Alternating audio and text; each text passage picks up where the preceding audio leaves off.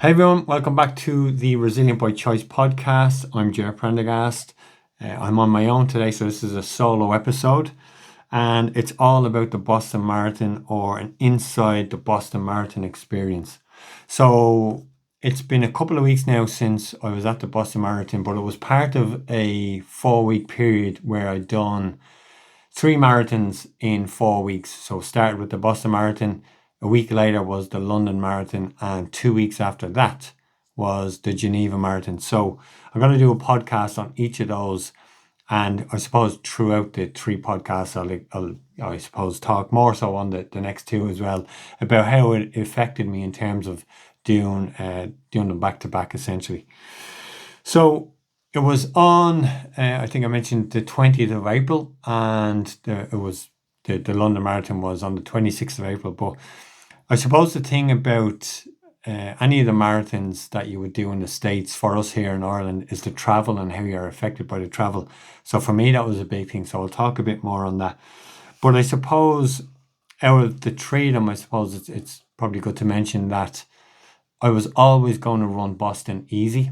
I was part of a group of five of us, there was, and we were basically raising funds for cancer research. So we'll talk more on that as well. So I was always going to run that easy. And similarly with London as well, I was going to do that with I did do it with my pal Ferg, and we were going to run that fairly relatively handy, with the goal of having a go in Geneva. But we'll get to that one when we get to that one. For now, it's all about Boston, and yeah, I suppose the main one I touched on it there earlier. The main thing to talk about was the travel and how that impacted me. So, like the Boston Marathon was my and is what sorry was my first of the majors. Um, I've done two now, obviously with London the following week, but even though Boston was my first world major, it was my second time there. I had done it the year previous with my son Jake, and that was an absolute experience as well. So I just want to touch on how the two, over this podcast, how the two, even though they're the exact same race, how they differ as well, in a lot of ways. But I just want to stick with the travel for now. But obviously, it's then I think it was a 7 hour flight. And I have to say, this year, more so than last year, the jet lag really hit me. So for the few days after flying over, I was really struggling not with sleep per se, just with the hours that I went to sleep and then waking up, during the night, which it was over there, which would be the daytime here. But basically, it really knocked the stuffing out of me, I have to say. I remember one of the days I just needed to sleep 5 p.m. and then obviously was waking, during the middle of the night then. And that continued for the first probably 3 days, I'd say. And then I kind of, probably, I was all right then after that. But that was tough. So I mentioned that because if you're ever planning on doing any of the majors, I mean, to get a PB there might be a bit more challenging than you would first expect. And that's why I'd mention it. The atmosphere I want to talk about next. I mentioned, I had done it the year previous with Jake as well. And that year we were staying in a town called Newton, which is on the route as well. And the thing about Boston is it's a point to point race. So unlike most marathons where you would probably do, like Dublin City, let's say it's one big loop. Some marathons are two loops, some are multiple loops. But Boston is unique in that it's point to point. So it finishes in city centre on Boylston Street, but it starts out, I think it's Hopkinton, which is obviously 26 miles away, but it's a straight line pretty much. And Newton was one of the towns along the route. So that year, 2025, myself and Jake stayed out there and we travelled in for the expo and that kind of stuff. So like either way is fine. I actually liked that as well because the infrastructure is so strong there in terms of the traveling in and out of the city. It was just very easy. Jump on a bus, you're in minutes, that kind of thing. Now the bus trip was, I think it might have been 20 minutes, 30 minutes away, but that was fine. If you're up and out early, all that kind of stuff. I suppose the nightmare for me that first year was that we went into the expo, and of course I have to do things the hard way. So I decided to leave my passport at home, and I couldn't collect my bib, so I had to go back, get my passport, and go back in. So that was a bit of a pain, but outside of that, it's so well organized. And the atmosphere is just unlike anything I've ever experienced. The whole city seems to be really heavily involved. All the shops are selling Boston merch. Boylston Street is completely closed down for probably, well, definitely for as long as I was there, which was 4 or 5 days before the race starts. So it's like a week of that's, and it's a main street. It's like closing down, I mean, O'Connell Street in Dublin. Like, it's just all shut down for the week of the marathon. So it's class. And then, as I said, everyone just really gets into it and gets involved. Um, the expo itself, so the year myself and Jake went, we just blew through it. I hadn't like I no I don't have much of an interest in expos. I find a lot of them are just there to sell you stuff, and it's a bit commercial. There's that kind of commercial feel off it. So the previous year, 2025, I blew through it, but this year was a lot more special because the whole event, well, the expo, I mean, was a lot more special because I knew people who were involved in the expo. So I'll give you an example.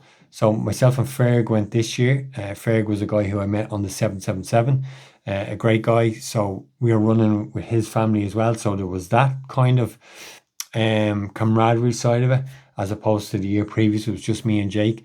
Then Ferg is well connected in the Boston Marathon. His friend or former coach, his name is Jack Fultz. Now, Jack won it in, I think, 1976, and it was exactly 50 years before this year's event. So a big thing was made of Jack being the Grand Master of the event. He's involved with running the event as well. So getting to see him as well in terms of the organization. He was on in terms of a talk at the expo, so I got to see a bit of that. One of the other guys from the 777, Joe Fendaro, great man. I think it was probably his 25th or 26th Boston Marathon consecutively. So he's done like 26 in a row. Something like that it was, but it was a hell of a record. But Joe was doing a talk at the expo as well, and I got to catch a bit of that as well. And then finally, another 777 participant, Ashley Paulson, who had, I think, 2 weeks previous set the world record for 100-mile outdoor 100-mile race, basically, fastest time. She went and done 100-mile again, but this time it was on a treadmill. So something I'm very interested in as well, having done the 60 marathons in 60 days on the treadmill. So it was great to get to see Ashley, and there was a few other of the 777 gang running the Boston Marathon, and we all converged to support Ashley at the same time as well. So that was all very special. So a very different feel at the expo for me this year, and I was much more involved and enjoyed it for that reason than the previous year or any expo I've ever been at, to be honest, where I'm kind of just blown through. So that was very special.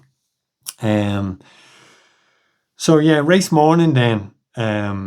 So race morning this year, obviously, I was running with there was 5 of us in the group, and we named ourselves the Irish Mafia. We are raising money for cancer research, and proud to mention that we raised $100,000, I think it was, for cancer research over there as well. So that was pretty special, and that was all kind of linked to my 60 marathon challenge, where I ran the 60 marathons on a treadmill, and that was all geared towards raising. My event was €60,000 for cancer research, but it was all one pot, where as a group the 5 of us raised over €100,000. So that was pretty special. But race morning, we as a group, we got together, had breakfast.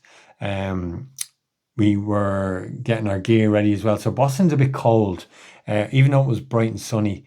The morning was very cold there, so we all had our ponchos ready, had our gear ready, gloves, all that kind of stuff. And we headed off together down to the Boston Common That's an area like a little park where you would get the buses there. So this is pretty cool as well because it's a point to point. You have to get the bus from the Boston Common out to Hopkinton, and obviously 26 miles away. But it's the buses that you would see in all the American films that they use in the high schools there. So the yellow buses. So that's pretty cool.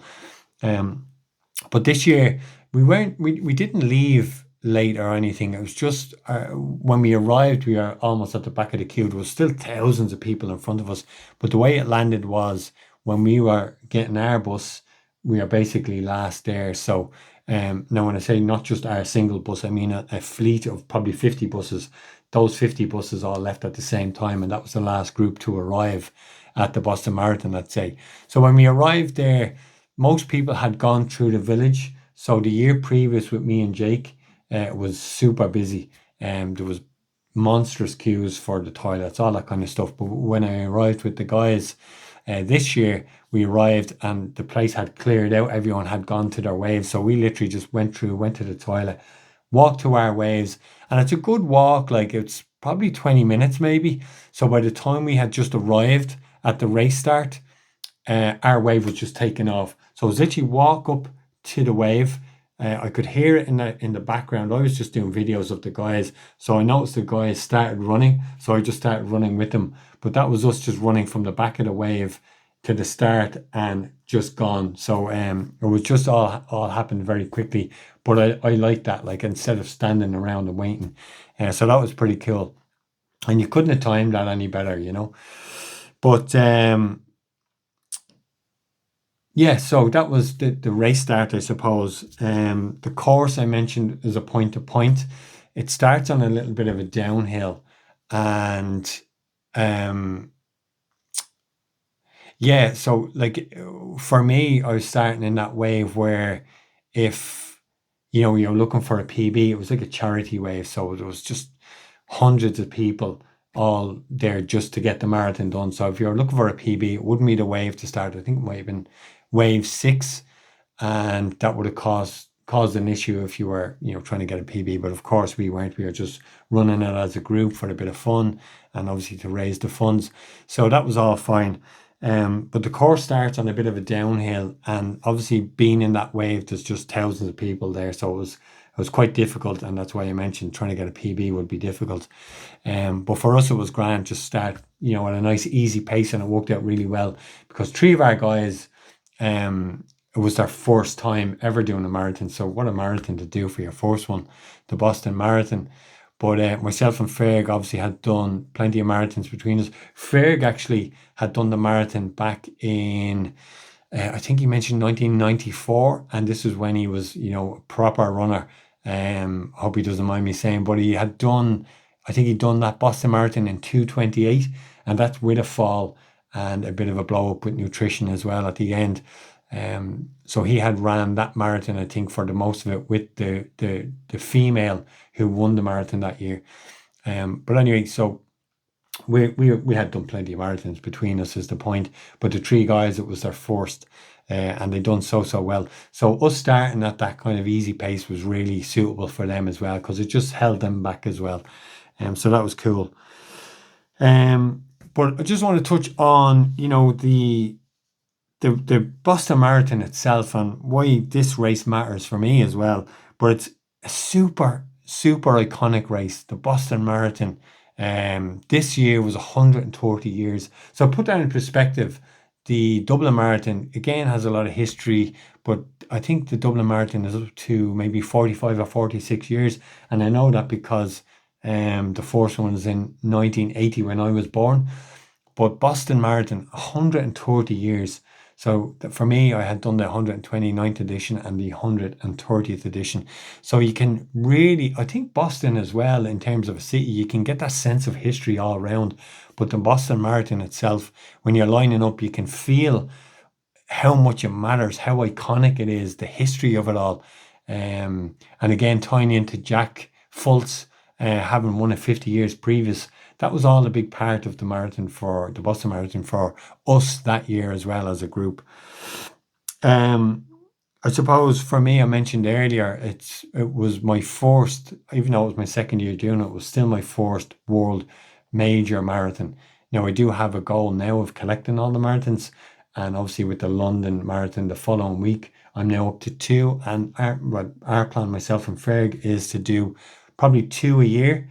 So it's going to take us 3 to 4 years to get the 6 or 7 marathons. So I think we're going to look at probably doing Tokyo in 2027 and maybe Chicago or New York, hopefully, and then look at doing another two the following year. But that's the plan. So that's, it's kind of important for me now at this stage of collecting those marathons. I know I had done it previous year, but it was still, in terms of the history and being there with the gang, it was super important and super enjoyable as well. The Boston Marathon, it was like, it's something you hear of as well. I know it's always done on Patriots Day as well, and there's the whole Boston Strong thing. I went to visit the memorials from the year of the bombings, all that kind of stuff. Super sad. But again, I've always wanted to do that Boston Marathon. I think even before I seen that, the whole the Boston Strong thing, the memorial, the bombings on that day, all sad stuff. And I think I wanted to do it then, but I remember seeing that as well and thinking, I want to go there and be part of that and support the city, all that kind of stuff. So it was important as well for me for that side of it. I remember I ran the year previous with Jake and this year with Ferg, but again, both of them are very different. And again, going back to the 7 marathons, the 7 world majors, it's just a huge part of it all. And with that in mind, this year really felt like, even though I had done it the previous year, I suppose this is the point I'm trying to get to, it felt like the start of something special, the 7 marathons challenge. Like, I had done the 7 continents in 7 days thing, and this is almost like the start of a new journey. Like, so that's why it was really, I suppose, for me as a personal goal, it was a real important race. So, like I mentioned, running with the guys, and for me, I wasn't chasing time. I was just chasing that experience, to collecting the stars. And it was great, like the guys getting their first marathon. You feel a real part of that journey, that way. And you felt how special it was for them, and you get the feeling and the memories of, your first marathon. For me, it was back in 2012. Well, actually, my first one proper was 1999. Well, sorry, not proper. My first marathon was in 1999, but I feel my first marathon proper was 2012 because it meant something to me. 1999, I wasn't a runner, I was a footballer, and I just got thrown in the week of it, all that kind of stuff.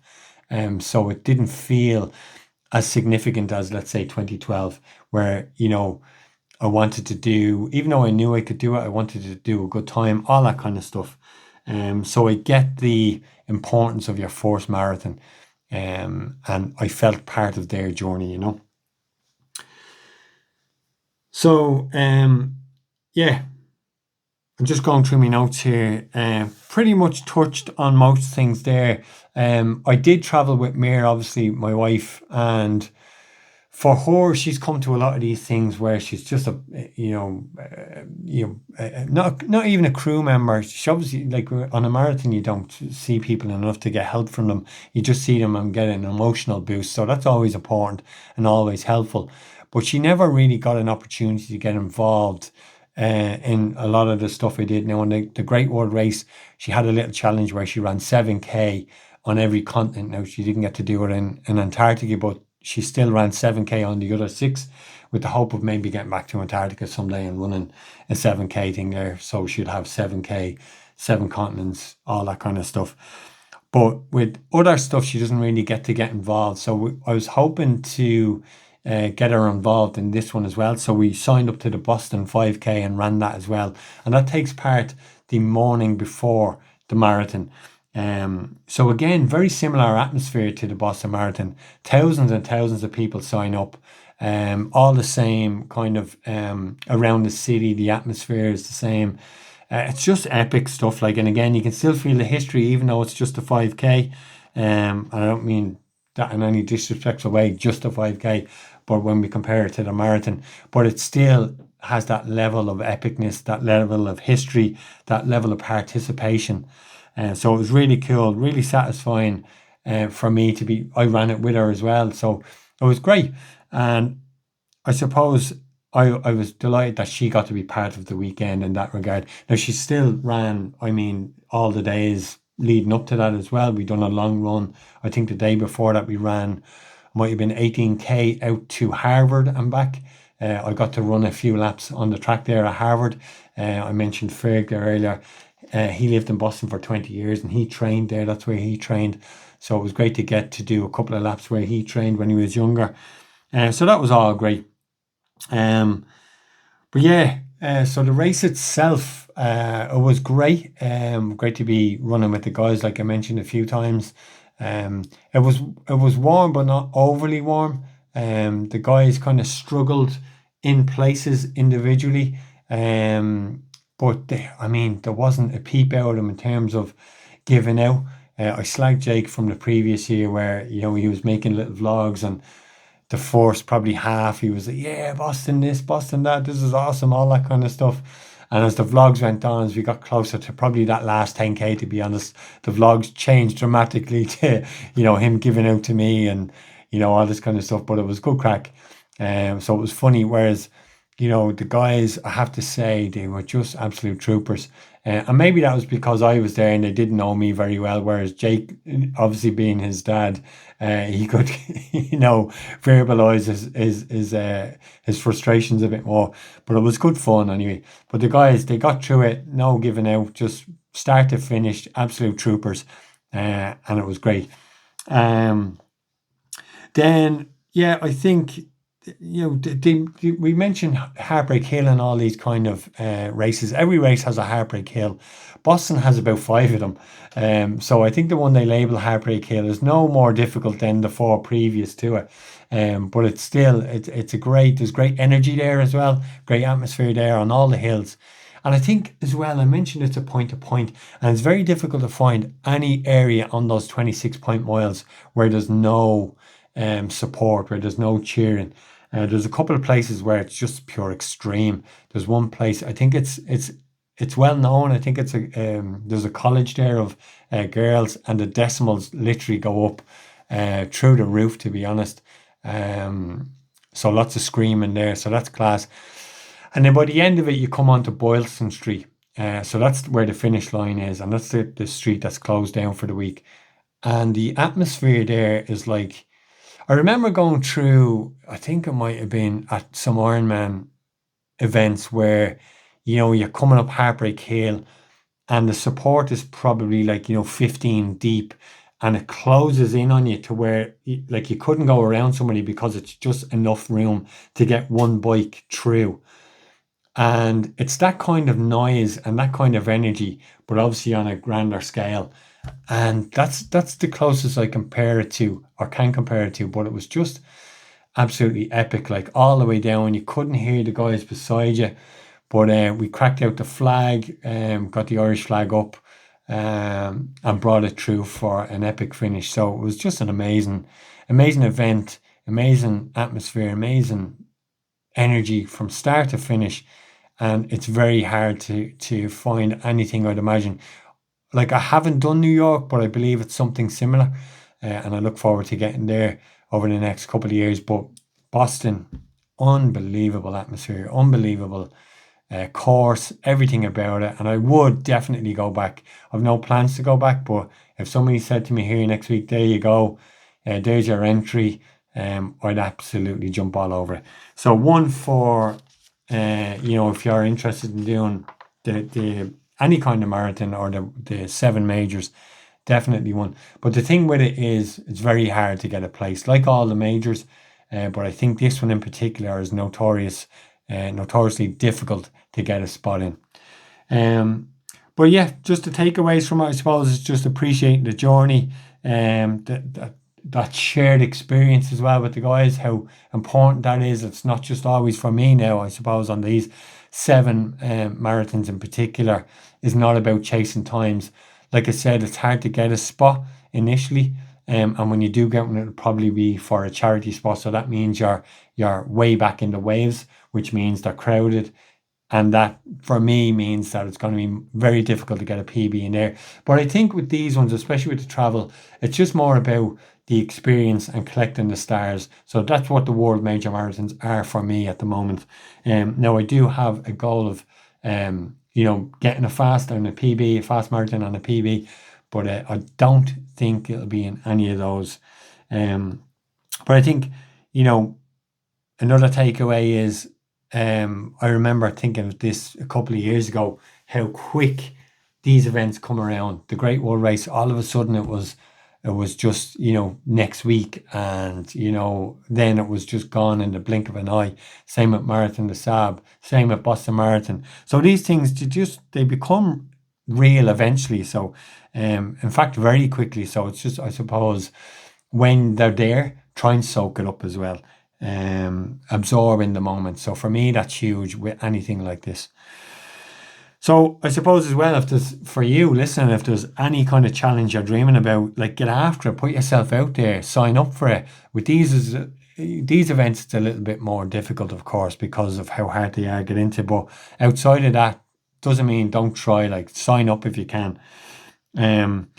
So yeah, Boston Marathon for me was probably, like one of the best events I've ever done. And that whole period of time has passed now. Like what we were just talking about, that period of time has just passed now, where I had 3 marathons in 4 weeks, a lot of travel, a lot of excitement. But the unfortunate side of it is they arrive and then they're gone in the blink of an eye. So, I suppose, try and enjoy it.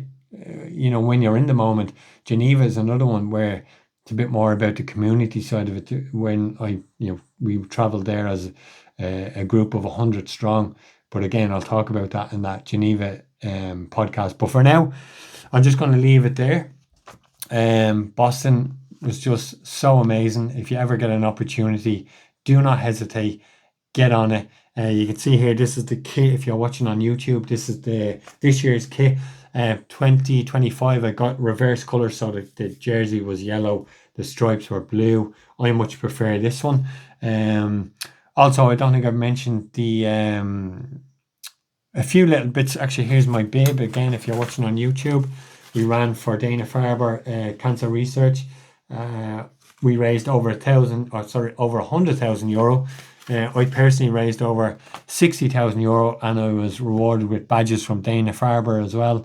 And they were represented on my top throughout the Boston Marathon, where people could see that I raised over €60,000. All that kind of stuff. Here's our major marathons hat. I'm going to try and wear this over the 7, at each of the 7 marathons. I wore it in Boston. I then again wore it in London.